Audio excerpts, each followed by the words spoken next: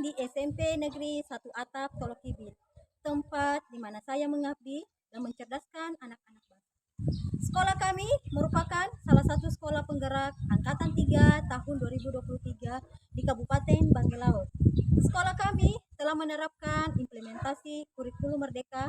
Salah satunya adalah penerapan pembelajaran berdiferensiasi dalam proses pembelajaran. Assalamualaikum warahmatullahi wabarakatuh.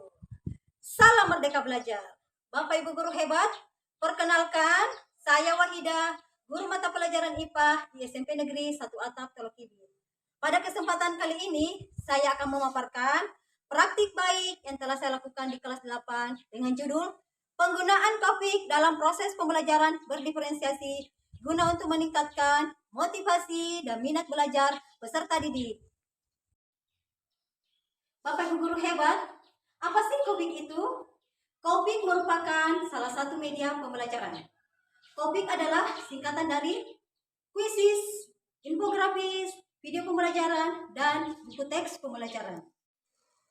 Media Kopik saya gunakan untuk mengatasi permasalahan-permasalahan yang terjadi ketika proses pembelajaran.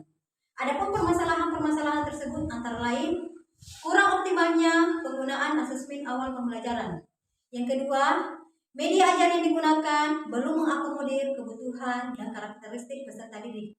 Dan terkadang peserta didik merasa jenuh dan kurang semangat dalam proses pembelajaran. Berdasarkan permasalahan-permasalahan tersebut, saya melakukan asesmen diagnosis awal yang mana bahwa tingkat kemampuan awal peserta didik berbeda-beda. Maka dari itu, saya berupaya mengakomodir kebutuhan dan karakteristik peserta didik dalam suatu proses pembelajaran yang tentunya dapat meningkatkan motivasi dan minat belajar peserta didik. Salah satunya adalah dengan menggunakan media Kopik dalam proses pembelajaran. Nah, apa saja sih langkah-langkah yang saya lakukan dalam mengimplementasikan pembelajaran media Kopik ini? Berikut langkah-langkah yang saya lakukan dalam mengimplementasikan pembelajaran media Kopik. Yang pertama adalah membuat modul ajar dan perangkat media Kopik. Adapun media-media Kopik antara lain, yang pertama kuisis. Kuisis saya gunakan untuk melakukan asesmen awal pembelajaran. Dan ternyata hasil asesmen awal menyatakan bahwa terdapat 8 peserta didik mampu menjawab soal dengan tujuan pembelajaran, mengidentifikasi makanan yang kita makan. Dan 3 peserta didik mampu menjawab soal dengan tujuan pembelajaran, mengidentifikasi makanan, dan membandingkan 2 jenis makanan. Adapun media-media Kopik yang saya gunakan antara lain, yang pertama kuisis. Kuisis saya gunakan untuk melakukan asesmen awal pembelajaran. Dan ternyata hasil asesmen awal pembelajaran menyatakan bahwa terdapat 8 peserta didik mampu menjawab soal dengan tujuan pembelajaran, mengidentifikasi jenis makanan. Dan 3 peserta didik mampu menjawab soal dengan tujuan pembelajaran, mengidentifikasi makanan, dan membandingkan 2 jenis makanan. Media berikutnya adalah infografis. Infografis saya gunakan untuk mengakomodir kebutuhan gaya belajar visual peserta didik. Yang mana di sekolah kami sebagian peserta didik lebih menyukai tulisan bergambar. Olehnya itu, saya memakai infografis sebagai solusinya. Media berikutnya adalah video pembelajaran. Video pembelajaran saya gunakan untuk mengakomodir kebutuhan gaya belajar audiovisual peserta didik. Selanjutnya adalah LKPD dan Pushol. Pushol saya gunakan untuk mengakomodir kebutuhan gaya belajar peserta didik kinestetiknya. Selanjutnya, yang saya lakukan adalah berkoordinasi dengan kepala sekolah, tujuannya untuk bertukar pikiran terkait media pembelajaran yang ingin saya gunakan dalam proses pembelajaran berdiferensiasi. Yuk kita simak bagaimana penggunaan media Kopik dalam proses pembelajaran berdiferensiasi. Waalaikumsalam warahmatullahi wabarakatuh. Selamat pagi semua. Pagi. Apa kabar hari ini? Luar biasa. Yes, yes, yes. Baik, sebelum kita belajar, seperti biasa hari ini kita berdoa. Doa untuk hari ini dipimpin langsung oleh April. Silakan. Kita belajar Bismillahirrahmanirrahim.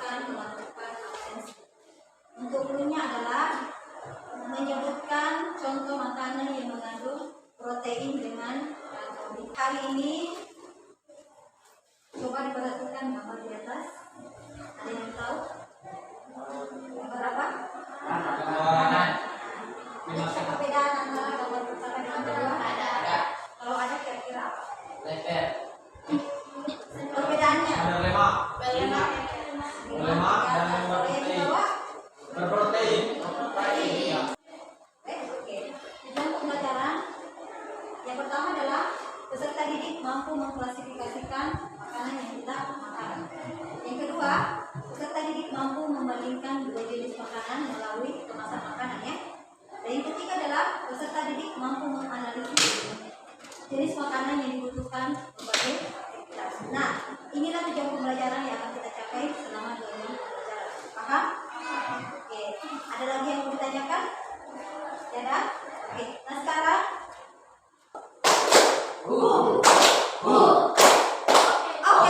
Oke, satu kali lagi. 1, 2, 3. Oke, aplaus dulu. Nah, sekarang untuk kegiatan inti kita, Ibu akan membagi 3 kelompok sesuai dengan hasil asesmennya.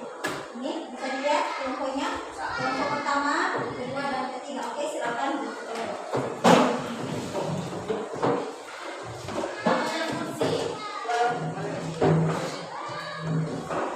Pada kegiatan inti, saya membagi peserta didik menjadi 3 kelompok sesuai hasil asesmen awal. Kelompok 1 dan 2 diberikan LKPD yang sama, yaitu membandingkan 2 jenis makanan. Kelompok 1 melalui gambar makanan dan kelompok 2 melalui kemasan makanan. Sementara kelompok 3 diberikan LKPD tentang menganalisis makanan yang dibutuhkan oleh beberapa aktivitas melalui potongan-potongan puzzle. Selanjutnya, saya mengarahkan peserta didik untuk memilih media ajar sesuai gaya belajar yang mereka sukai. Ada yang menonton video pembelajaran lewat HP dan Chromebook, ada yang membaca infografis, bahkan ada juga peserta didik yang memilih untuk baca buku paket.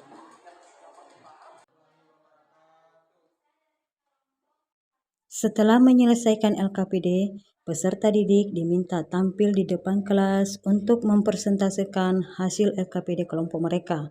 Kelompok 1 membacakan langsung hasil diskusi LKPD, kelompok 2 mempresentasikan dan membandingkan 2 jenis kemasan makanan, yaitu kemasan potato dan kemasan TikTok.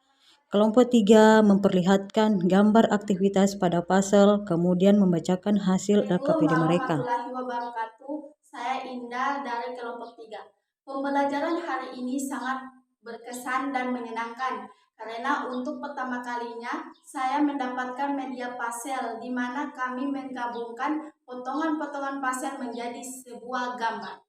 Terima kasih Ibu Wahida sudah memperkenalkan media puzzle. Semoga kedepannya bisa terus memberikan media puzzle ini. Wassalamualaikum warahmatullahi wabarakatuh.